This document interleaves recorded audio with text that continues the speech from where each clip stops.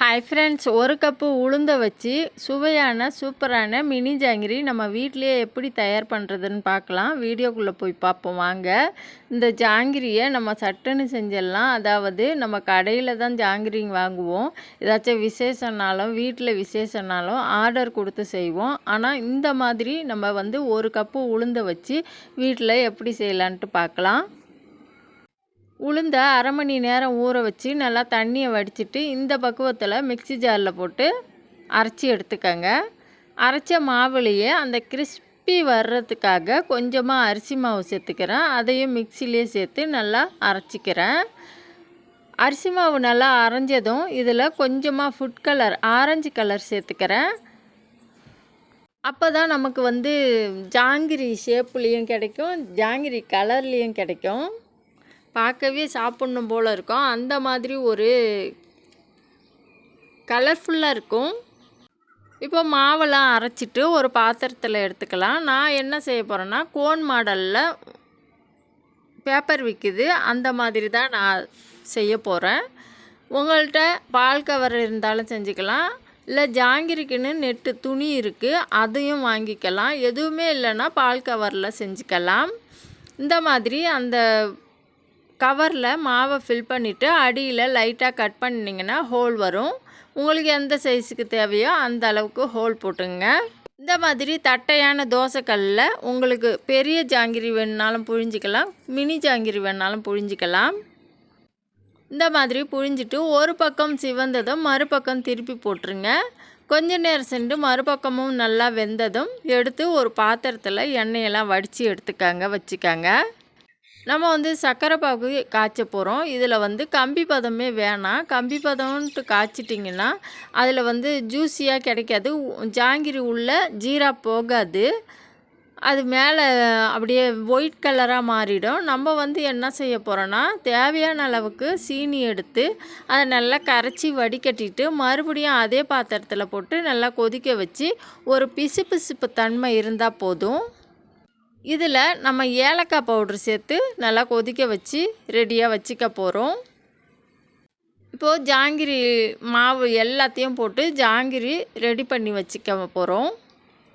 எந்த ஒரு விசேஷம்னாலும் நம்ம கடையில் தான் வாங்குவோம், இல்லை ஜாங்கிரி சாப்பிட்ணுன்னாலும் கடையில் தான் வாங்குவோம். நம்ம இந்த மாதிரி வீட்டிலேயே செய்யும்போது நம்மளுக்கே ஒரு சந்தோஷம் வரும்.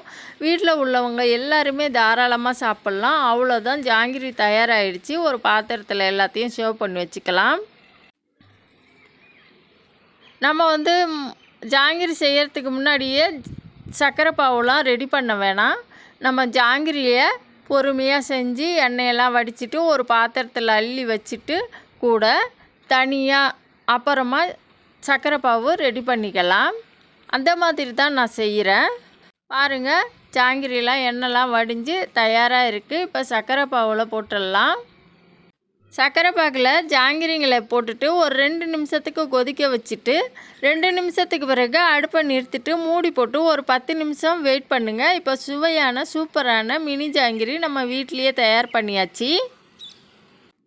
ஒரு மிக்ஸி ஜாரில் 2 ஸ்பூன் மிளகு, 1.5 ஸ்பூன் ஜீரகம், 1 ஸ்பூன் சோம்பு, இது எல்லாத்தையும் சேர்த்துக்கங்க.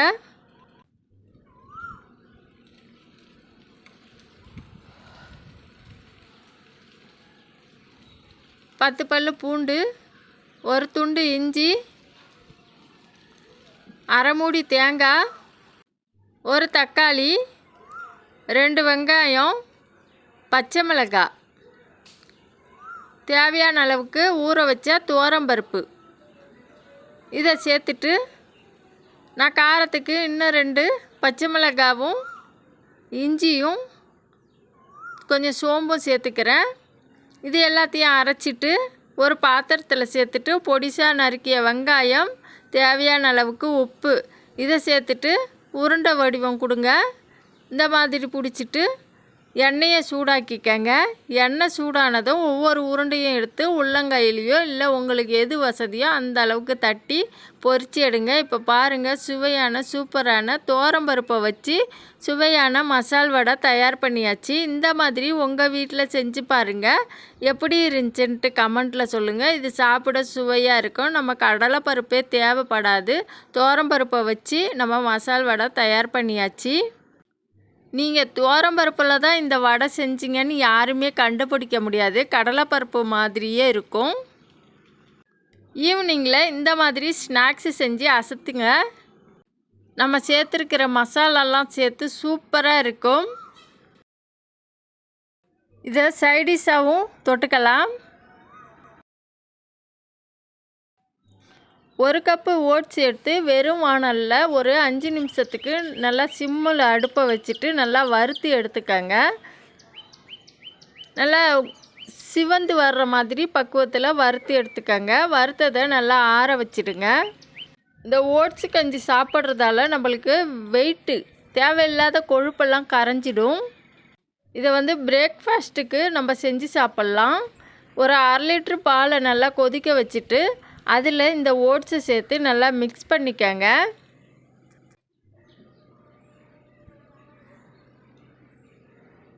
நல்லா கிளறி விட்ருங்க. ஓட்ஸ் ஒரு 2 நிமிஷத்துக்கு வேகட்டும். நம்ம ஓட்ஸை வறுத்து சேர்க்கறதால இது குழையாது. நல்லா உதிரி உதிராக தான் கிடைக்கும் பாயசம். கஞ்சி எது வேணாலும் சொல்லலாம். இதில் 2 பிஞ்சு அளவுக்கு சால்ட்டு இனிப்பு சுவையை எடுத்து காட்டும். இதை சேர்த்துட்டு நல்லா மிக்ஸ் பண்ணி விட்ருங்க. மிக்ஸ் பண்ணி விட்டுட்டு நம்ம இனிப்புக்கு தகுந்த சீனி சர்க்கரை சேர்த்துக்க போகிறோம். நல்லா கிளறி விட்ருங்க. இதையே நம்ம காரத்துலேயும் செய்யலாம். இப்போ ஒரு 2 நிமிஷத்துக்கு நல்லா அடுப்பு சிம்மிலேயே இருக்கட்டும். நல்லா கிளறி விட்ருங்க. ஆனால் எந்த காரணத்தை கொண்டும் குழையாது. நம்ம ஓட்ஸை வறுத்துருக்கோம். இந்த மாதிரி தான் கிடைக்கும். இப்போ இந்த ஸ்டேஜில் நம்ம ஏலக்காய் பவுட்ரு சேர்க்க போகிறோம். நான் 3 ஏலக்காய் தட்டி எடுத்திருக்கேன். அதையும் சேர்த்துக்கிறேன். வாசனையாக இருக்கும். இதில் நீங்கள் முந்திரி திராட்சை கூட வெறும் வாணலில் வறுத்து சேர்க்கலாம். ஏன்னா நம்ம வெயிட் லாஸ்க்காக இந்த கஞ்சி சாப்பிட்றோம். அதனால் நெய்யோ எண்ணெயோ எதுலேயுமே பொரிக்க வேணாம், அப்படியே சாப்பிட்லாம். அவ்வளோதான், சுவையான ஸ்வீட்டான ஓட்ஸு கஞ்சி தயாராகிடுச்சு. இந்த மாதிரி உங்கள் வீட்டில் செஞ்சு பாருங்கள். எப்படி இருந்துச்சுன்ட்டு கமெண்ட்டில் சொல்லுங்கள். சாப்பிட சுவையாக இருக்கும். அடுத்தது பாவக்காய் பக்கோடா எப்படி செய்யலான்ட்டு வாங்க பார்க்கலாம். தேவையான அளவுக்கு பாவக்காய் எடுத்து நல்லா க்ளீன் பண்ணிக்கங்க. க்ளீன் பண்ணிவிட்டு இந்த மாதிரி ரவுண்ட் ஷேப்பில் கட் பண்ணிவிட்டு உள்ள விதையெல்லாம் எடுத்துடுங்க. எடுத்துட்டு ஒரு பாத்திரத்தில் இந்த மாதிரி சர்வ் பண்ணி வச்சுக்கோங்க. இந்த பாவக்காய் பக்கோடா நம்ம ஈஸியாக செஞ்சிடலாம். சாப்பிட நல்லா இருக்கும். மொறுன்னு கசப்பு தன்மையே இருக்காது. ஒரு பாத்திரத்தில் பாவக்காயெல்லாம் சேர்த்துட்டு கொஞ்சமாக மஞ்சள் தூள், தேவையான அளவுக்கு உப்பு திட்டமாக சேர்த்துக்காங்க. திட்டமாக தண்ணி சேர்த்து ஒரு 10 நிமிஷத்துக்கு வேக விடுங்க. இந்த பாவக்காய் பக்கோடாவை நம்ம வேக வச்சு செய்கிறதால அந்த தண்ணியெல்லாம் இருத்துடுவோம். அப்போ நம்மளுக்கு கசப்புத்தன்மை இருக்காது. சூப்பராக இருக்கும் சாப்பிட. அவ்வளோதான், பாவக்காய் வெந்ததும் நம்ம தண்ணியெல்லாம் வடித்தாச்சு, நம்ம எடுத்து வச்சாச்சு. இப்போது மசாலாவுக்கு 2 ஸ்பூன் அளவுக்கு இஞ்சி பூண்டு பேஸ்ட்டு, 1 கப்பு கடலை மாவு, 1/2 கப்பு அரிசி மாவு, இது எல்லாத்தையும் எடுத்து ஒரு ஜல்லடையில் வச்சு பாவக்காய் மேலே இந்த மாதிரி சலிச்சு எடுத்துக்கங்க. இப்போது பாவக்காய், அரிசி மாவு, கடலை மாவு, சிக்கன் மசாலா, சில்லி பவுடர், இஞ்சி பூண்டு பேஸ்ட்டு, இது கூடவே சோம்பு கொஞ்சம், மல்லி, வரமல்லி, இது 2யும் நல்லா நைஸாக மிக்ஸி ஜாரில் பொடி பண்ணி அதையும் சேர்த்துட்டு நல்லா மிக்ஸ் பண்ணிக்கங்க. உப்பு பதம் பார்த்துக்கங்க.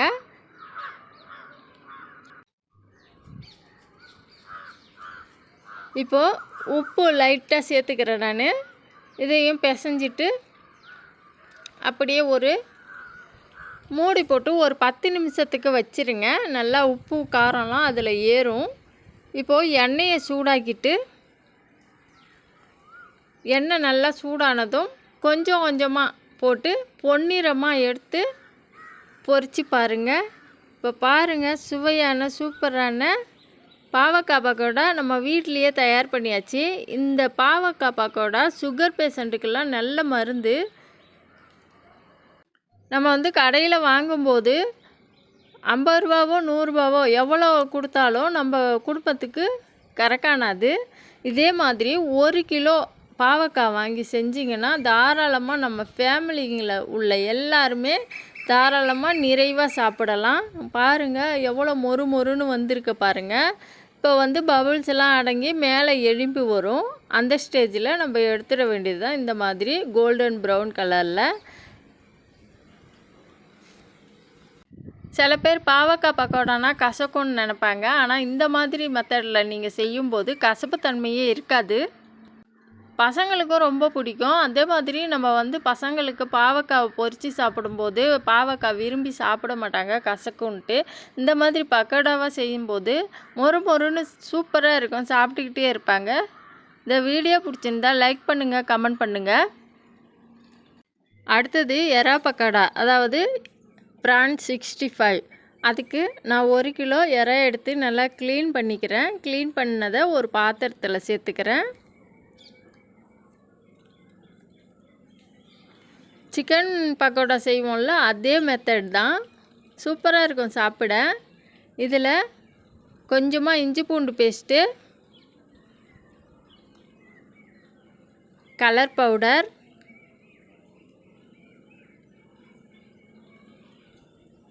தேவையான அளவுக்கு உப்பு,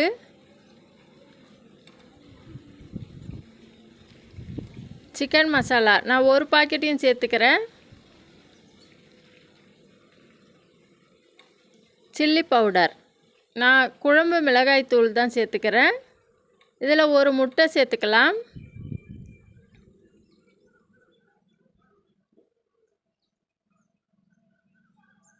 சோள மாவு கார்ன்ஃப்ளோர் தேவையான அளவுக்கு சேர்த்துட்டு உப்பு பதம் பார்த்துட்டு நல்லா கை வச்சு பிசைஞ்சு எடுத்துக்கங்க. நம்ம சில பேருக்கு எறா பிடிக்காது. இந்த மாதிரி பக்கோடா மாதிரி செஞ்சு கொடுத்தோன்னா விரும்பி சாப்பிடுவாங்க. இந்த பக்கோடாவை ரசச்சாதம், தயிர் சாதம், சாம்பார் சாதம் ஏன் விட்டால் நம்ம வெறும் வாயாலேயே சாப்பிட்ருவோம். அவ்வளோ சூப்பராக இருக்கும். எறாவில் செய்கிற எந்த ஒரு பதார்த்தமும் வேஸ்ட் ஆகாது, அவ்வளோ டேஸ்டியாக இருக்கும். இப்போது அரை மணி நேரம் ஊறிய பிறகு நம்ம வந்து எண்ணெய் சேர்த்துட்டு இதில் கொஞ்சம் கொஞ்சமாக எறாவை போட்டு பொன்னிறம் வந்ததும் எடுத்துடலாம். அவ்வளோதான். இதில் ஒரு விசேஷம் என்னென்னா, எண்ணெய் அதிகம் சேர்த்தாலும் நம்மளுக்கு வந்து கொஞ்சம்தான் செலவாகும். ஏன்னா ஒட்டாமல் வரும். அதே மாதிரி முட்டை சேர்த்துருக்கிறதால நம்மளுக்கு வந்து எண்ணெய் அதிகம் குடிக்காது. நல்லா மொறு மொறுன்னு கிறிஸ்பியாக வரும். எறாவை வச்சு நம்ம சேனலில் நிறைய ரெசிபீஸ் போட்டிருக்கோம், அதெல்லாம் நல்லா பாருங்கள், உங்களுக்கு ரொம்ப பிடிக்கும். ஒரு லைக்கு, ஒரு மெசேஜ் எது வந்தாலும் எங்களுக்கு அவ்வளோ சந்தோஷமாக இருக்கும். ஏன்னா நம்ம வீடியோவை எல்லோரும் பார்க்குறாங்கன்ட்டு நாங்கள் யோசிக்கும்போது அவ்வளோ ஒரு சந்தோஷமாக இருக்கும். எல்லார்ட்டையுமே நாங்கள் ஷேர் பண்ணிப்போம். என்னன்னு தெரில, சில நேரம் வீடியோ வியூஸ் போகுது, சில நேரம் போக மாட்டுது. அந்த நேரத்தில் வந்து ரொம்ப கஷ்டமாக தான் இருக்குது. இருந்தாலும் ஒரு நாளைக்கு எப்படியும் நம்ம வீடியோவை எல்லாருமே உலகம் முள்ளும் பார்ப்பாங்க, நம்மளும் ஜெயிப்போன்ட்டு ஒரு சந்தோஷம் உள்ளுக்குள்ளே இருந்துக்கிட்டே இருக்கு. அந்த சந்தோஷம் உண்மையாக ஆகணுன்ட்டு நான் வேண்டிக்கிறேன். மறுபடியும் இந்த வீடியோ பிடிச்சிருந்தா லைக் பண்ணுங்கள், கமெண்ட் பண்ணுங்கள். தேங்க்யூ, பாய்.